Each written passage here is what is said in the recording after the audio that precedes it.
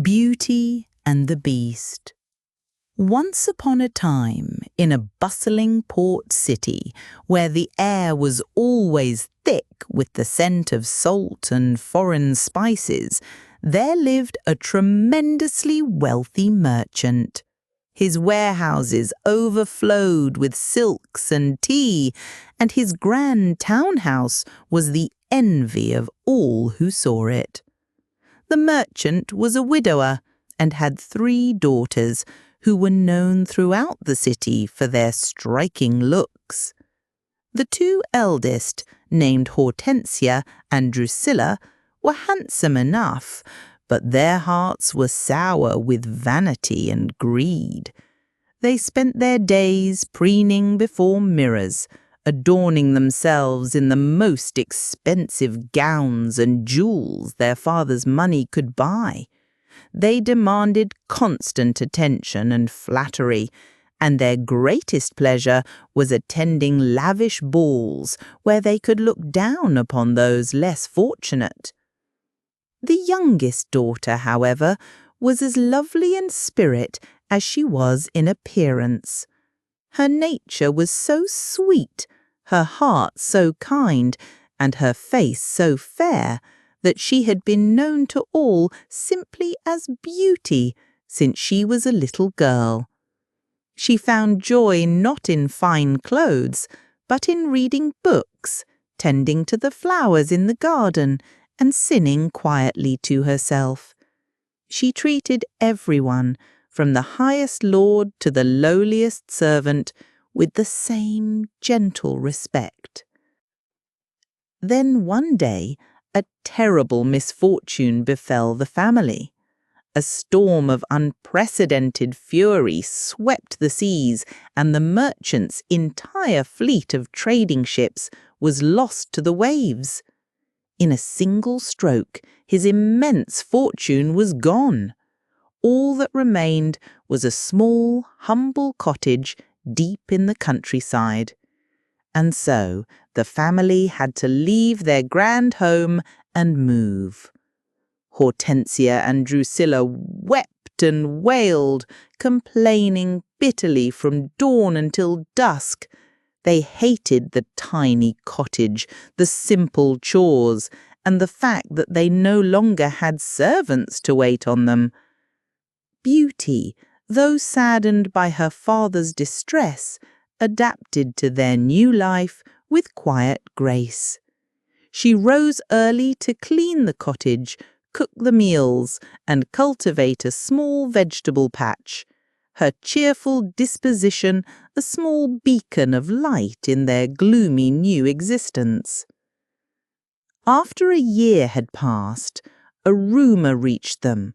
One of the merchant's ships, thought to be lost, had miraculously limped into port, its hold still laden with goods. Overjoyed at the prospect of reclaiming some of his fortune, the merchant prepared to journey back to the city. Before he left, he asked his daughters, "What gifts shall I bring for you when I return?" Hortensia and Drusilla immediately began shouting their desires. "Bring me a necklace of the finest pearls," cried one. "I want a gown of shimmering silk velvet," demanded the other. The merchant then turned to his youngest. "And what of you, Beauty?" Beauty, wanting to cause her father no extra trouble, said simply, "I ask for nothing, father, only that you return home safely. But," she added, seeing his insistence, "since you ask, I have not seen a proper rose since we left our home. Just bring me one single rose." The merchant, touched by her simple request, promised he would. However, when he reached the city, his hopes were dashed. After selling the ship's cargo, he discovered that the profits were only just enough to pay off his remaining debts. To his horror, he found he had no money left at all. Crestfallen and weary, he began the long journey home. As he rode through a vast, dense forest, the sky turned a menacing grey. A fierce blizzard began to rage, the snow falling so heavily that he soon lost his way. The wind howled like a hungry wolf, and the merchant, cold and despairing, felt he would surely perish. Just as he was about to give up hope, he saw a faint light flickering through the trees. He urged his tired horse towards it and soon came upon a magnificent sprawling castle, its towers reaching into the dark, snowy sky. Strangely, the great gates were open, and though the windows were all lit, there was an unnerving silence. There was nobody around. He led his horse into a warm, dry stable where hay and oats were already waiting, and then cautiously entered the castle. He found himself in a great hall where a blazing fire roared in the hearth, chasing away the bitter cold. Before it stood a dining table, exquisitely laid for one person. Starving and exhausted, the merchant sat down and ate the feast before him: a whole roasted chicken, 3 kinds of delicious dessert cakes, and a jugful of sweet, spiced wine. After dinner, he explored the silent, empty corridors.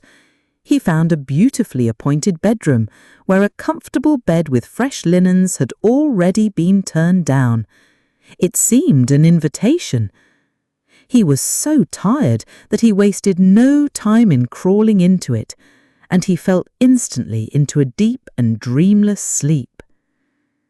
The next morning, the merchant was astonished to find a brand new set of fine clothes laid out for him. He dressed and went for a walk in the castle grounds to clear his head. The snow had stopped, and the sun shone brightly on a breathtakingly beautiful garden. It was there he saw a rose bush, covered in the most perfect crimson blooms he had ever seen. He suddenly remembered Beauty's wish. Just one rose, he thought, and plucking the finest one from the bush, he smiled for the first time in days. He had barely taken a step when a mighty, terrifying roar shook the very ground beneath him. A monstrous creature appeared before him.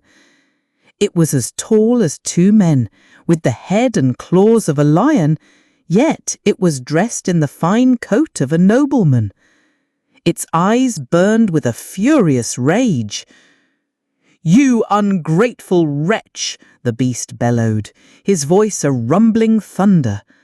"I give you food, warmth, and shelter, and you repay my hospitality by stealing the one thing I love most in this world. How dare you steal my flowers? I will kill you for that." The merchant fell to his knees, trembling with fear. "Forgive me, my lord," he pleaded, holding out the rose. "It was not for me, but for my youngest daughter, Beauty. It was the only gift she asked of me." The beast considered this for a moment, his expression softening, almost imperceptibly. "I will spare your life on one condition," he growled. "You must promise that one of your daughters will come here willingly to take your place." The merchant, seeing no other choice to save his own life, tearfully agreed. When the merchant got home and told his daughters what had happened, Hortensia and Drusilla shrieked and blamed Beauty for his predicament. But Beauty said right away, "The rose was for me, father, so it is my fate to bear. I will take your place. Let the beast eat me." Beauty's father wept, begging her not to go, but her mind was made up. Even her sisters managed to shed some crocodile tears, though secretly they were not at all displeased to be rid of their beautiful sibling. Beauty trembled as she entered the beast's house, her heart pounding with fear. But instead of eating her as Beauty had feared, the beast stood there, looking almost shy. He bowed his great head and welcomed her gently into his home. He showed her to a wonderful bedroom, even more luxurious than the one her father had described, with a vast library and a wardrobe full of beautiful gowns. He also gave her a magic mirror in which she could see her old home and her family whenever she wished. Gradually, Beauty's fear of the beast subsided. Though his appearance was frightening, he was unfailingly kind and gentle. They would walk in the gardens together, and every evening at dinner he would speak to her of faraway lands and fascinating books. Beauty became fond of the beast, enjoying his company and his quiet intelligence. But she was shocked and saddened when every single night before she retired to bed, he would ask her the same question: "Beauty, will you marry me?" And every night she would have to reply, "No, beast." She could not bring herself to see past his monstrous form. "I cannot love a beast," she would think to herself, and yet his hopeful, sad eyes when she refused him pained her deeply. One day, as she looked into her magic mirror, Beauty saw that her father had fallen gravely ill, pining for her. She begged the beast to let her go home for a visit. "You may go," he said, his voice heavy with sadness, "but you must promise to come back after 1 week. If you do not, I will surely die of a broken heart." Beauty promised faithfully, and by magic found herself back at her family's cottage. Her father was overjoyed to see her alive and well, and with her by his side he soon recovered. Her sisters, however, were consumed with jealousy when they saw her dressed in beautiful clothes and heard of the enchanted life she led. "Let's keep her here longer than a week," they whispered to each other. "She must break her promise. Then the beast will become angry and gobble her up."